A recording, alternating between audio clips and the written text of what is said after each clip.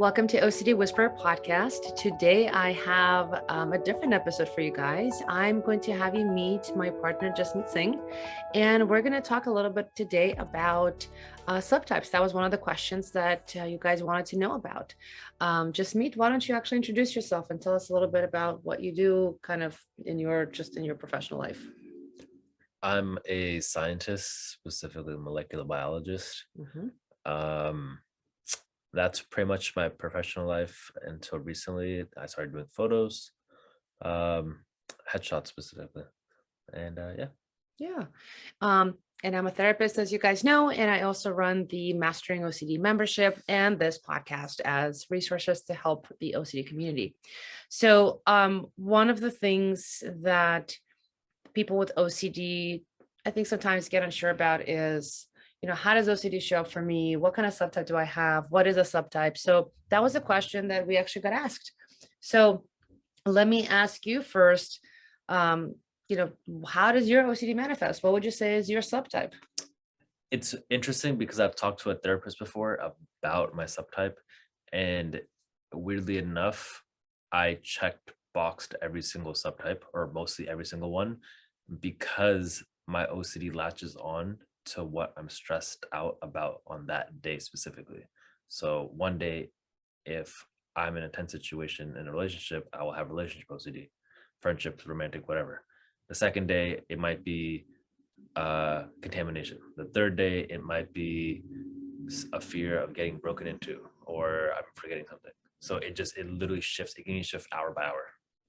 So That's actually really interesting. Yeah, because I'd say for me, for example, my subtype is, or my themes, however you want to kind of term it, but I tend to get stuck on relationship OCD, and that literally can show up in obviously, romantic relationships, but also like in friendships, and with colleagues, because we all relate to each other, right? So we're always in relationships.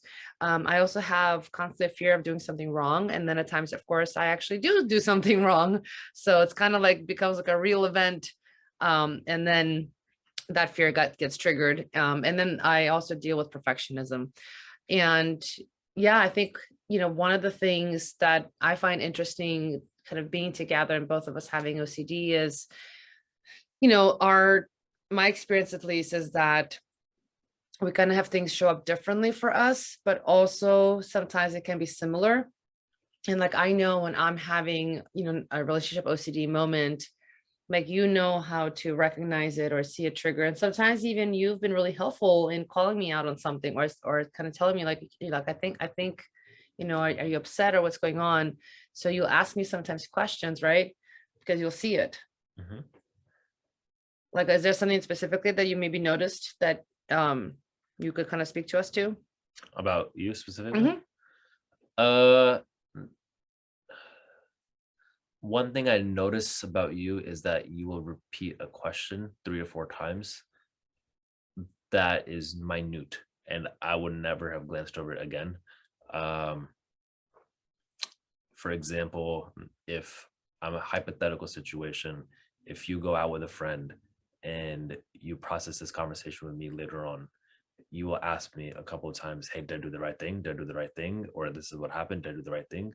When personally, I believe it's just a simple detail that should just be looked past. So Mhm. that's like an example of what I catch you on. Yeah, totally. And I know another time earlier on, I remember something we're doing, and I kind of jumped into like this catastrophic outcome, or jumped to some conclusion. And you looked at me and you're like, "Oh, look at you, jumper." And I actually found that helpful, because I was like, "Oh yeah, you're right. Like I jump to conclusions a lot." Just like with you, like I've noticed sometimes certain behaviors that I'm like, "Hey, what is that?" Right? And I'll just start to ask you, like, "I'm noticing you kind of going back and forth."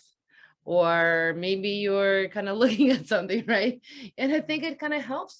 So in terms of speaking to subtypes, I think sometimes it helps, at least in my case, to know, because I understand OCD, right, and specialize on it, but also like just to know kind of the things to look out for, to then know how to support you, right? And just like for you to know and see, for me, what you might notice, and because OCD, and then how to support me. Yeah, it's interesting because you have like a polar opposite of OCD that I have. I predominantly get checking I do a lot of checking and physical types of OCD. So I understand the thought pattern. Mhm. With you, since it's relationship based, I understand the thought pattern, even though relationship OCD is probably like 2% of my entire OCD. Hmm. I still understand the thought pattern that goes behind it and the actions that surround it, which is why I can catch on to it easily. Yeah, and so I think that that's exactly it. So in terms of, hopefully what you guys are learning and kind of hearing from this is that, when you're in a relationship with somebody and you both have OCD, one, it's really helpful to talk about it just openly and honestly, right? And I know in the beginning you were really nervous about telling me because you're like, oh my gosh, she specializes in this and she has a podcast on this. But I think, the more we've been able to talk about it, it's allowed both of us to be more vulnerable and to also understand each other's um nuances and kind of and then know how to respond and how to support, right? And know, like, for me, when sometimes I do need to talk something out with you, right? And then also times where we need to set some boundaries. So really learning and knowing the theme that your OCD shows, I think, is really beneficial, wouldn't you say? Yeah, 100%. Right, like I think one of the other things that you were talking to me the other day about is triggers, right? Like knowing your triggers, right? Like, so why would you say that's important? Knowing your triggers. So normally when a trigger is present, it what it does is it skews your emotions in one way or another, right? Predominantly angry or frustrated in the OCD world, or stressed out.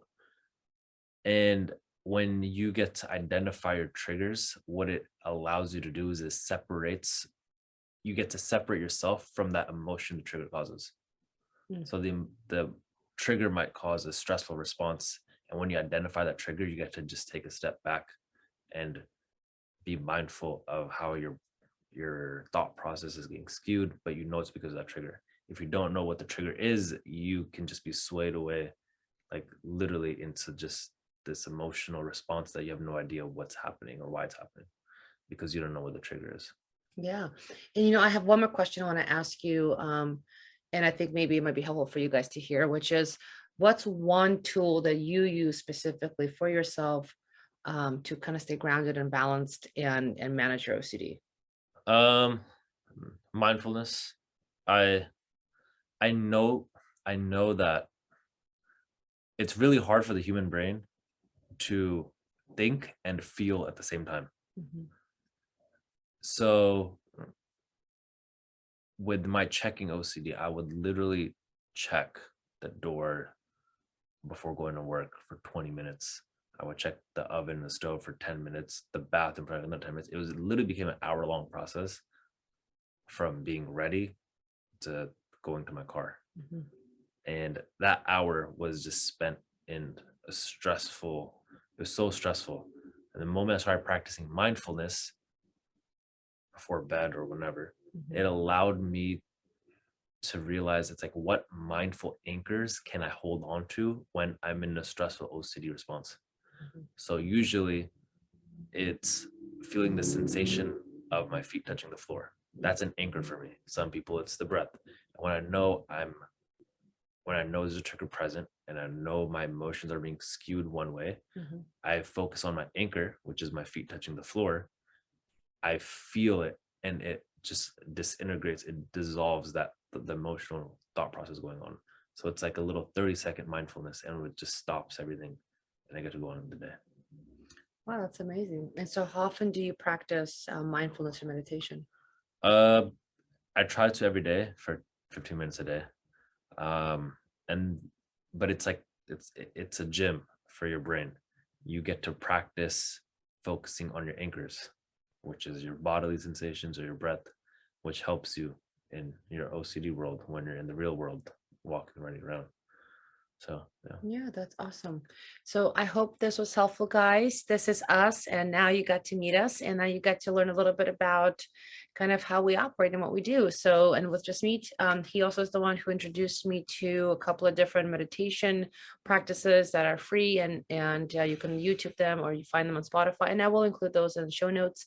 Andrew Johnson is one of them. And so, yeah, thanks for listening, and see you guys in the next episode.